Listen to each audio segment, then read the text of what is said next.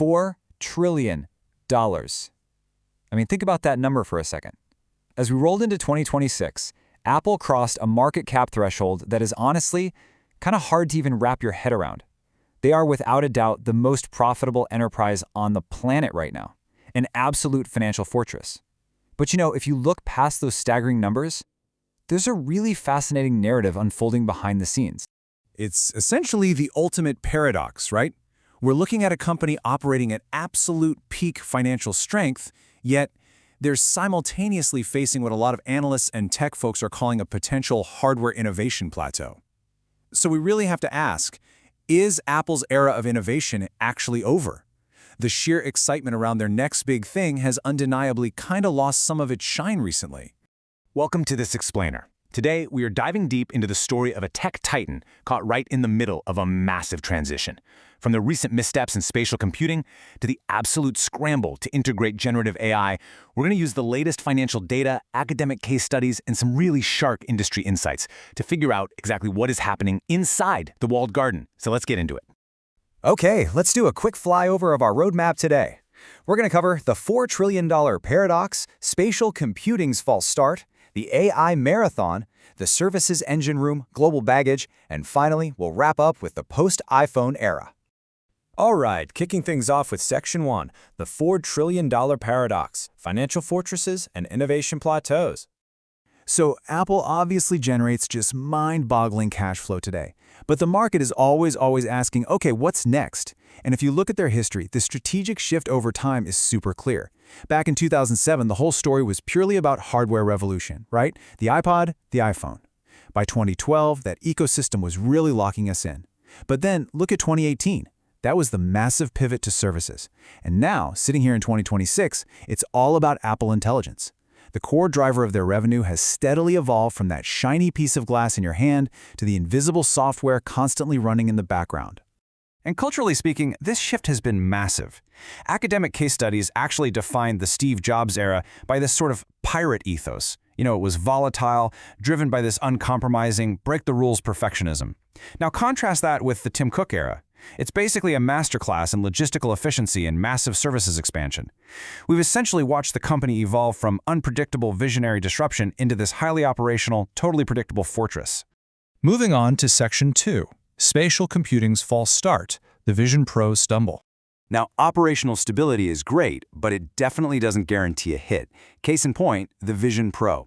At an absolutely eye-watering $3,499 price point, and honestly plagued by some real weight issues, reports indicate Apple actually had to halt production of the first-gen model.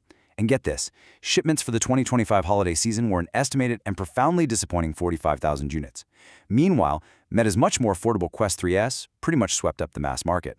It seems Apple's traditional first-follower playbook, entering a market late but perfecting the product, might have actually misfired here.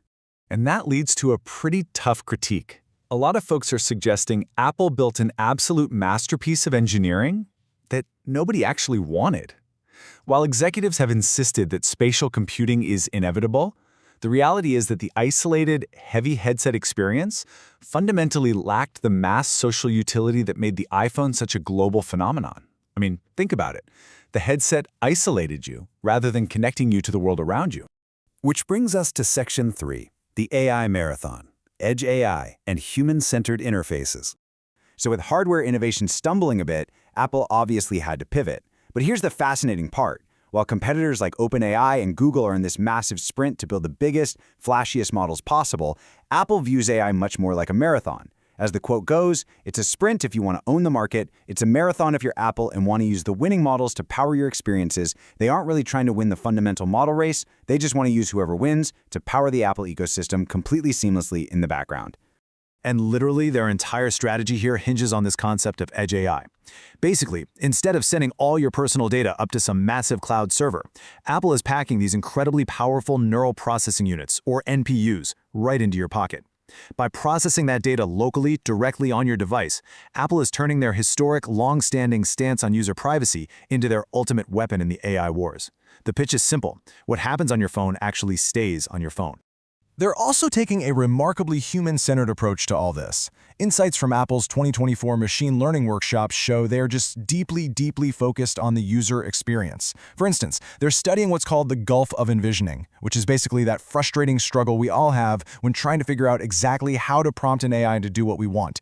Researchers like Harvard's Zelina Glassman are working on AI-resilient interfaces that don't just blindly automate tasks for you, but actually make the AI's choices completely transparent. So it's really about user safety and empowerment rather than just slapping a flashy chatbot on your home screen.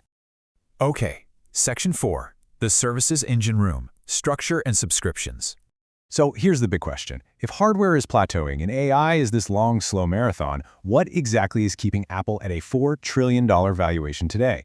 Well, the answer is 1.2 billion paid subscriptions. This services segment alone brings in over $100 billion every single year. And crucially, it operates at a massive 75% gross margin. That is just incredible profitability. This recurring revenue stream is literally what transformed Apple from a cyclical hardware seller into the predictable financial juggernaut it is today. Now, how do they pull that off? Well, Harvard Business School analysis attributes the success of this massive ecosystem to Apple's highly unique organizational structure. Years ago, they completely discarded traditional general manager divisions. Instead, they operate on this core principle that experts lead experts, meaning the absolute best hardware geniuses lead all of the hardware. The best software geniuses lead all of the software. This functional architecture literally forces deep, centralized collaboration across the whole company.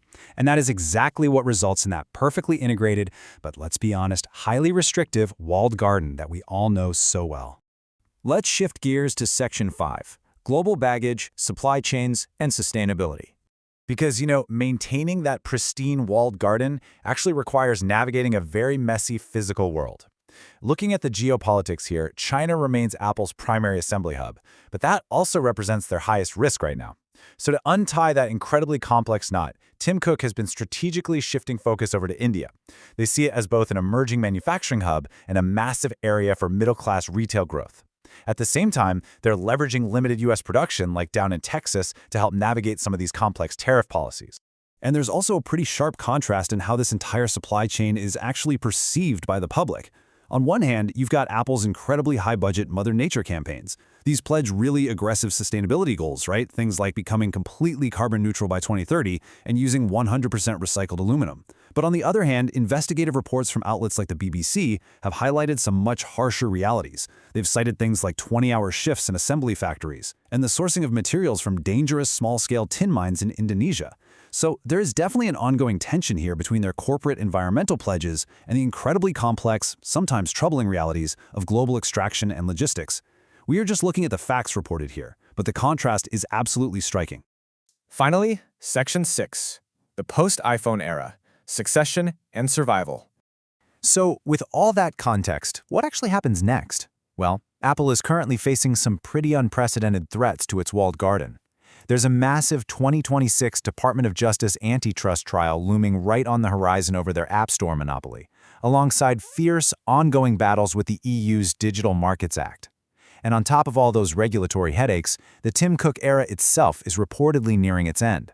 Hardware VP John Ternus is currently rumored as the absolute frontrunner to take over as CEO. So the very foundation, the leadership of the company, is getting ready to shift. Which brings us to our final million, or I guess trillion-dollar question. As the legendary Tim Cook era winds down, the company is basically betting its entire future on monetizing privacy-first AI. But with the Vision Pro stumbling out of the gate and traditional hardware upgrade cycles clearly slowing down, can Apple Intelligence truly spark a consumer upgrade cycle massive enough to justify a $4 trillion valuation? Or are we finally witnessing the actual ceiling of the world's most profitable company? That is the real question to ponder. Thanks so much for exploring this explainer with me today. There's definitely a lot to keep an eye on moving forward.